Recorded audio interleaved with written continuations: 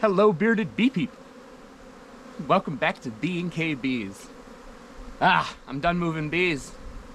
I mean, for now. I have to move them to another yard later on, but I'm done moving bees up across the Mackinac Bridge. I'm done moving them 8 hours. Man, it took more than 2 weeks. It took about 40 hours in the car. It took a bunch of backache and a bunch of, boy, I'm not in shape for this yet kind of thoughts.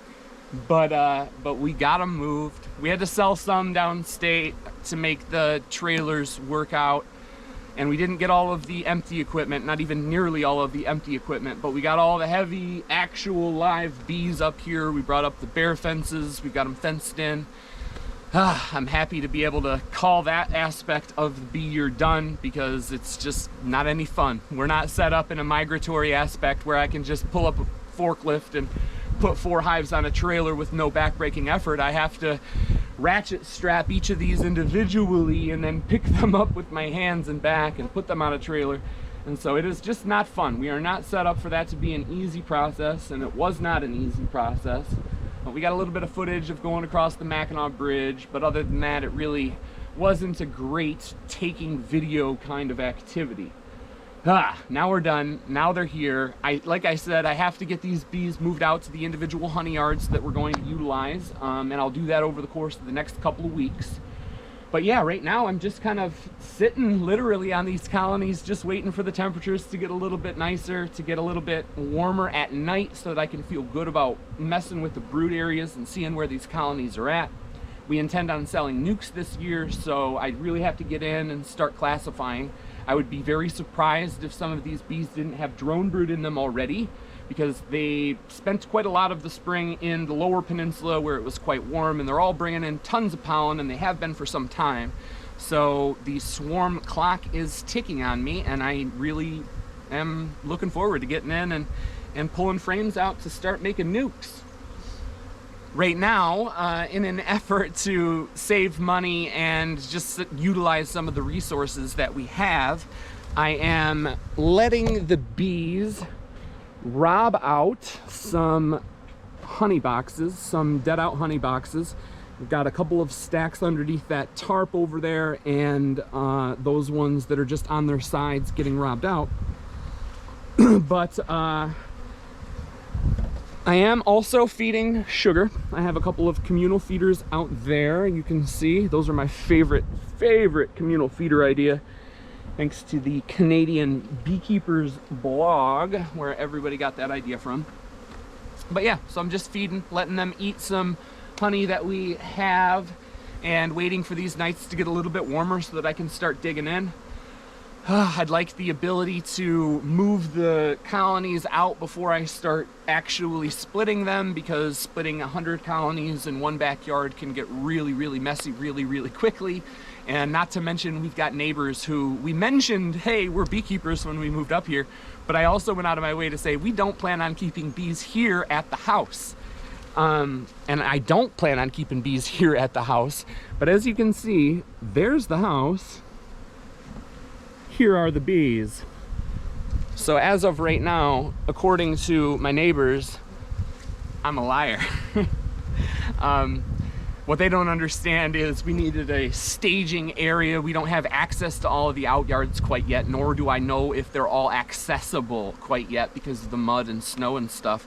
But yeah, like I said, it's just a temporary thing. I am right now very much enjoying it. I like walking outside and hearing all the bees, but in the heat of the bee year, in the height of the bee work year, I have to go out to all these outyards and work my ass off all day, and the last thing I want to do is show back up to the house to see some colonies that maybe need something done to them, or maybe something happened to the yard. It's just the last thing in the world I want to do at the end of the day. So my intention from here on is to not have bees at my house. But yeah, like I said, I told that to the neighbors before we even moved these bees up here, and then we moved 100 colonies within, what, 30 feet of the back of the house. So yeah, we need to get these out of here. I'm looking forward to starting that project, but for right now, I'm very much enjoying this sun and these bees flying and the buzzing and walking around on our property, hearing the bees flying on the trees out there. It makes me quite happy. So yeah, like I said, I need to get into these colonies and start classifying them for spring splits. Obviously, spring splits is a normal thing that we have to do every year anyway, but I plan on making nukes this year. Man, that is bright.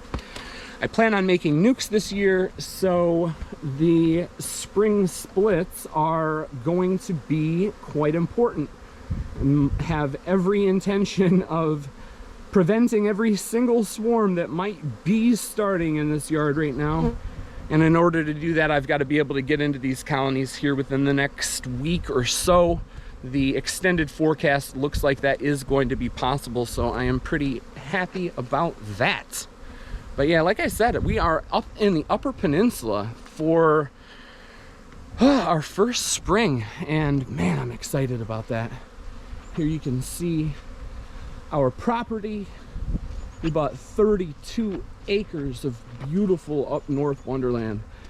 There is some wetland down there, which is actually a little creek. It's not so well defined right here on this part of the property. It's sort of wide and spread out, but it turns into a nice little creek deeper down into the property.